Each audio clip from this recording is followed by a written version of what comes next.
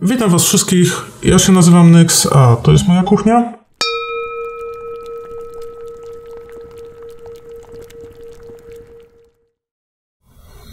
Czego jeszcze będziecie potrzebowali? No na pewno będziecie potrzebowali sobie jakiegoś talerzyka. Głównie po to, żeby na przykład w nim można rozrabiać różne rzeczy lub wiadomo mieszać różne rzeczy, etc.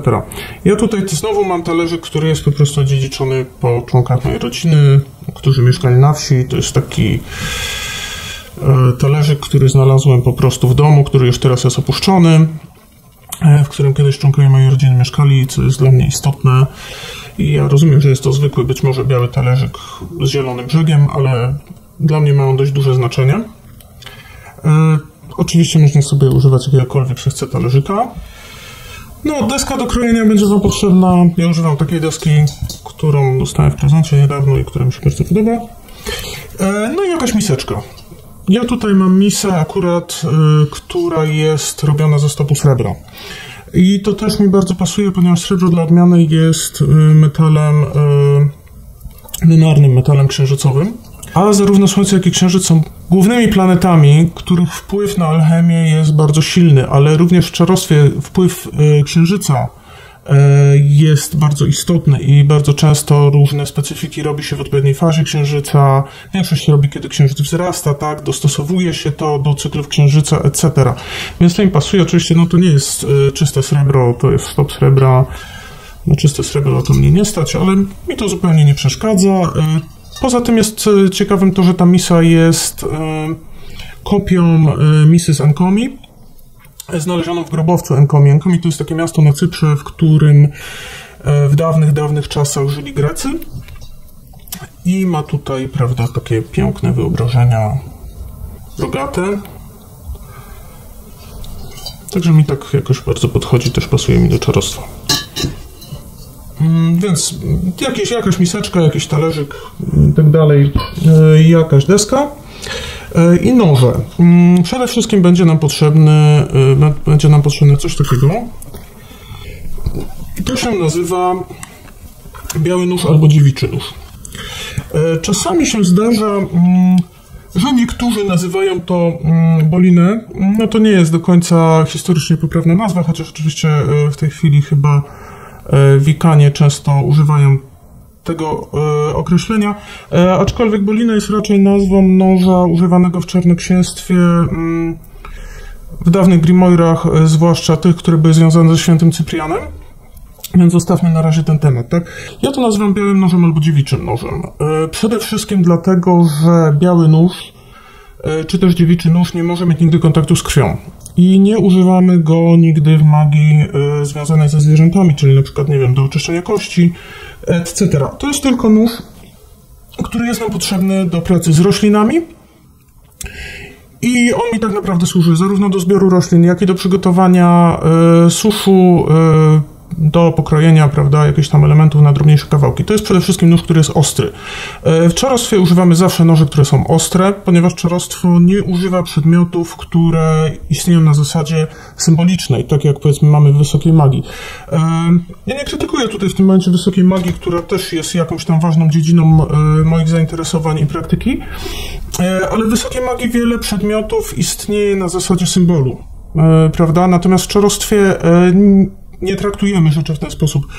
Czarostwo jest generalnie sposobem, w jaki wchodzimy w interakcję z przyrodą, jaki oddziałujemy na świat, więc tak naprawdę narzędzia w czarostwie, one mają czemuś służyć. Więc tutaj nie ma miejsca na noże, które są tępe, ten nóż jest jak najbardziej ostry, właśnie dlatego, żeby móc nim ściąć odpowiednie rośliny, prawda, poszatkować je i tak dalej. Rączka tego noża jest biała. Ta rączka jest zrobiona z rogu jelenia, aczkolwiek tradycyjnie też często używa się po prostu rączki drewnianej. Nie używamy natomiast rączek sztucznych ani rączek z żadnych innych rogów. Chodzi o to, że róg jelenia też jest rogiem, który odpada naturalnie, więc żadne zwierzę jakby nie musiało zginąć, prawda, jeżeli chodzi o ten nóż. To nie znaczy, że ja jakby nie akceptuję mroczniejszych elementów natury, bo oczywiście, że je akceptuję, ale jeżeli akurat chodzi o dziewiczy nóż, jego wykonanie, jego działanie, to on jest jakby zupełnie pozbawiony tych elementów związanych z mroczniejszymi elementami przyrody, tak? z cierpieniem, z krwią, śmiercią, on jest wolny od tego, no dlatego nazywa się dziewiczym nożem, między innymi. Natomiast jest jeszcze drugi nóż, którego używamy w magii zwierzęcej, więc do oczyszczania kości, do na przykład rozdzielania jakichś elementów, powiedzmy skóry, etc. To jest nóż z czarną rączką i on ma też ostrze, które jest ostrzem skutego żelaza. I tutaj dochodzimy do następnego metalu, żelazo. Bardzo silny, mocny metal w czarostwie. Przede wszystkim żelazo ma moc usuwania negatywnych energii, ma moc ochronną, ma moc odstraszania złych duchów. To jest właściwie nóż, którego używamy zarówno przy zaklinaniu duchów, jak i przy rysowaniu kręgu, jak i właśnie przy oczyszczaniu kości, etc. I on tradycyjnie ma czarną rączkę. Tutaj ma rączkę z rogu. Ale tak naprawdę jakikolwiek nóż z czarną rączką, jakiegokolwiek sobie nie weźmiecie, będzie dobrze. Ok, kolejną rzeczą są miarki, bo oczywiście trzeba sobie odmierzyć zawsze tam właściwą ilość. Ja jako miarki używam dwóch łyżeczek. Mam małą miarkę i większą troszeczkę miarkę. Alchemia, o tym trzeba pamiętać, roślinna czy też czarostwo, to nie jest chemia. My tutaj nie odmierzamy ilości, nie wiem, nie ważymy ich wagą, tak, nie odmierzamy konkretnie takich ilości. To się bardziej robi na zasadzie intuicji, na czuja, etc. No ja sobie używam takich miarek, bo takie mi pasują. Jeżeli tak naprawdę inne ci pasują, większe, mniejsze, etc., to sobie wybierz inne. Dobrze jest jednak do tego faktycznie wziąć jakieś takie łyżeczki, które się różnią od zwykłych łyżeczek, którym mieszamy herbatę, prawda, które w jakiś sposób się łączą dla nas z czarostwem, z jakąś symboliką, która jest dla nas istotna. Na przykład no, ten skorpion dla mnie się łączy z taką symboliką, tak? I to są nasze łyżeczki, których używamy i do mieszania właśnie specyfików, i do odmierzania. Kolejne miarki to jest szkło. Ja tutaj używam po prostu dwóch szklaneczek. 20 ml, 30 ml. I to są również szklaneczki po członkach mojej rodziny. Są bardzo stare szklaneczki, które mają dla mnie znaczenie, więc uważam, no i zresztą są dość wygodne, tak, bo wiem, ile tam jest mniej więcej mililitrów, więc jestem w stanie to mniej więcej garnąć. No i ponadto są zwykle nam potrzebne takie banalne rzeczy, typu właśnie jakiś lejek, tak, powiedzmy taki, siteczko, takie, czy większe,